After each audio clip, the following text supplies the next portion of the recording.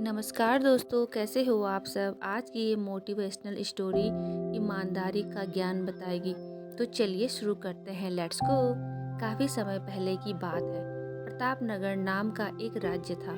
वहाँ का राजा बहुत अच्छा था, मगर राजा को एक सुख नहीं था।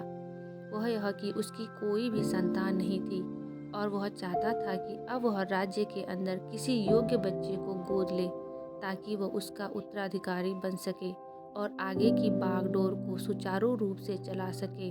और इसी को देखते हुए राजा ने राज्य में घोषणा करवा दी कि सभी बच्चे राजमहल में एकत्रित हो जाएं। ऐसा ही हुआ।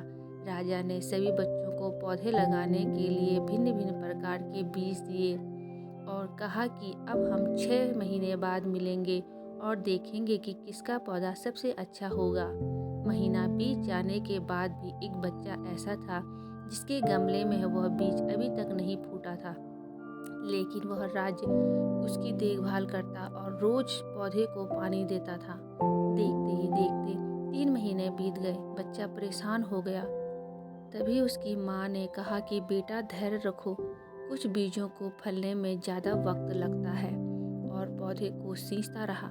6 महीने बीत गए। राजा के पास जाने का समय आ चुका था, लेकिन वह डर रहा था कि सभी बच्चों के गमलों में तो पौधे होंगे और उसका गमला खाली होगा।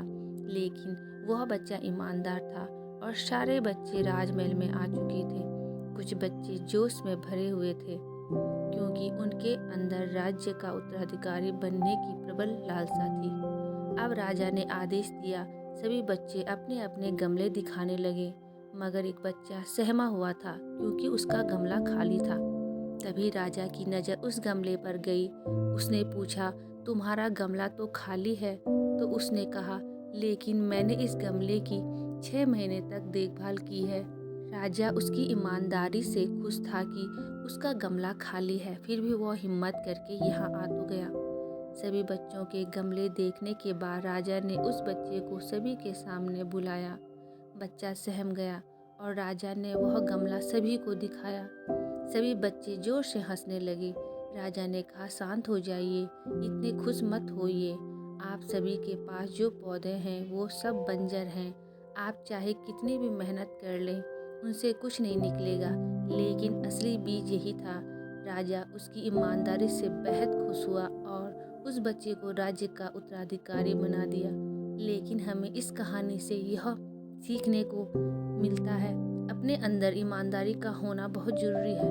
अगर हम खुद के साथ ईमानदार हैं तो जीवन के किसी न किसी पड़ाव में सफल हो ही जाएंगे।